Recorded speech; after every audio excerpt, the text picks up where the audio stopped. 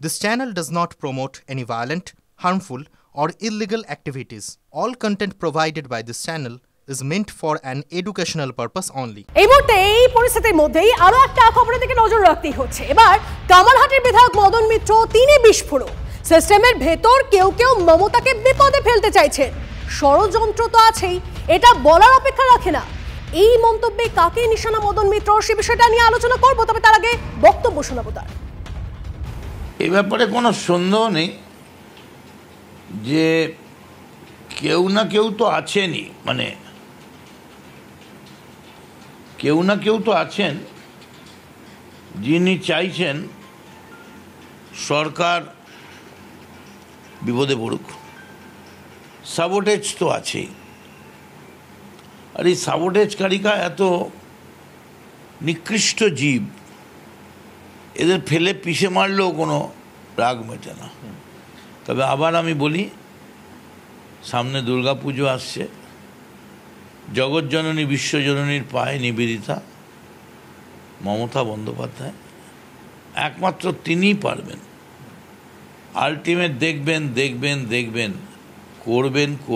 করবেন মমতা ব্যানার্জি শেষ কথা বলবেন। তবু শোনাচ্ছিলাম আপনাদেরকে মদন মিত্রর বিস্ফোরক, কামারহাটির বিধায়ক মদন মিত্র কাকে নিশানা করতে চাইছেন দেখুন, আরো একবার শুনুন, আপনারা যদি বুঝতে পারেন শুনুন। এই ব্যাপারে কোনো সন্দেহ নেই যে কেউ না কেউ তো আছেনই, মানে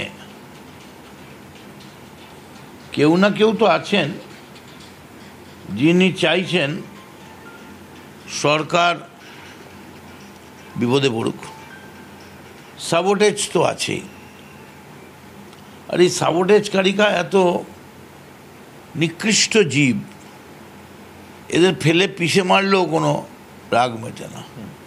তবে আবার আমি বলি, সামনে দুর্গাপুজো আসছে, জগৎজননী বিশ্বজননীর পায়ে নিবেদিতা মমতা বন্দ্যোপাধ্যায়, একমাত্র তিনিই পারবেন। আলটিমেট দেখবেন করবেন মমতা ব্যানার্জি শেষ কথা বলবেন।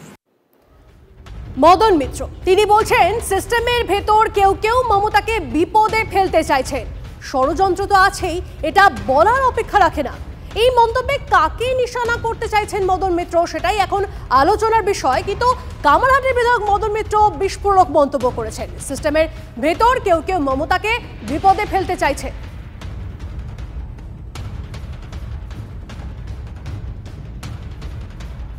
দেখুন, পরিস্থিতি এমন, আরজি কর নিয়ে তুমুল আন্দোলন, আর তার মাঝেই মদন বাদ। সুদীপ বন্দ্যোপাধ্যায়কে খোঁচা মদন মিত্রর। আরজি কর নিয়ে সুদীপদার সক্রিয় হওয়া উচিত ছিল। আরজি করটা সুদীপদার এলাকার মধ্যেই পড়ে। সুদীপদা, সৌগতদা এখন ভীষ্ম পিতামহের মতো।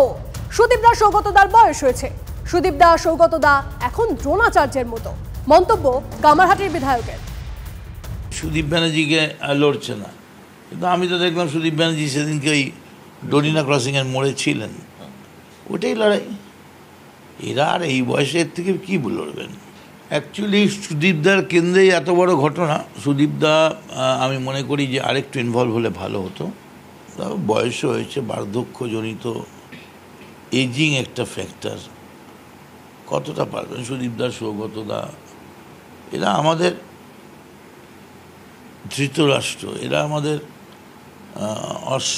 এই ভীষ্ম, এরা আমাদের দ্রোণাচার্য। এরা আর অস্ত্র ধরবেন না, এরা জ্ঞান দেবেন। মহাভারতের প্রসঙ্গ টানছেন মদন মিত্র। দেখুন, এখানেই শেষ নয়। শান্তনু সেন, তাকেও বার্তা মদন মিত্রের। কবি লিখেছেন, মানুষ সব ঘরে জন্মায়, মনুষ্যত্ব নয়। রবীন্দ্রনাথ কি মানে করছেন বুঝে নিতে হবে। খরগোশ গর্তে মুখ লুকিয়ে ভাবে কেউ দেখছে না, পার্টি কিন্তু সব খেয়াল রাখছে। মন্তব্য কামারহাটির বিধায়কের। শান্তনু সেনকে আমি ব্যক্তিগতভাবে চিনি, আমাকে দাদা বলে, ও স্ত্রীও আমাকে দাদা বলে, এবং পারিবারিক বন্ধু। কিন্তু এক জায়গায় রবীন্দ্রনাথ লিখছেন, মানুষ সব ঘরে জন্মায়, কিন্তু মনুষ্যত্ব সব ঘরে জন্মায় না। আর এটা কি মানে করেছেন রবীন্দ্রনাথ আমি জানি না। তবে এইটুকুন বলতে পারি, খরগোশ আমরা গর্তে মুখ লাগিয়ে ভাবি কেউ আমাদের দেখতে পাচ্ছে না, কিন্তু মুখটা লুকালে কী হবে, পুরো শরীরটা তো সবাই দেখতে পাচ্ছে। Party is alert.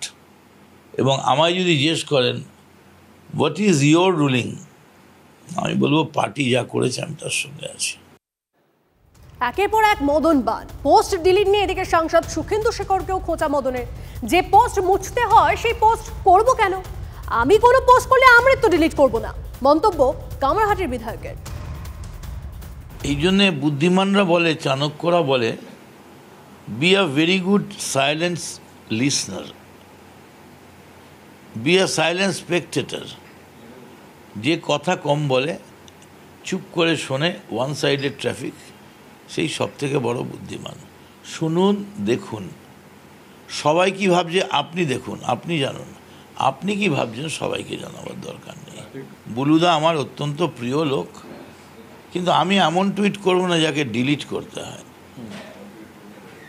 আমি এমন টুইট করব যেটা মৃত্যুর শেষ দিন পর্যন্ত থাকবে।